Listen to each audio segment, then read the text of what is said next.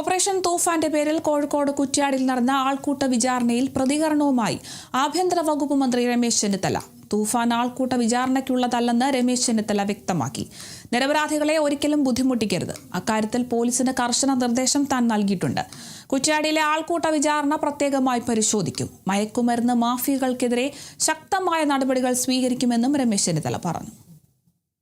ഞാൻ പ്രത്യേകം നിർദ്ദേശം കൊടുത്തിട്ടുണ്ട്. ഒരു തരത്തിലും നിരപരാധികളായ ആളുകളെ ഒരിക്കലും ബുദ്ധിമുട്ടിക്കരുത്. പക്ഷേ ഈ ഡ്രഗ്സ് ഉപയോഗിക്കുകയും വിൽക്കുകയും ചെയ്യുന്നവരെ കർക്കശമായി തന്നെ നേരിടും.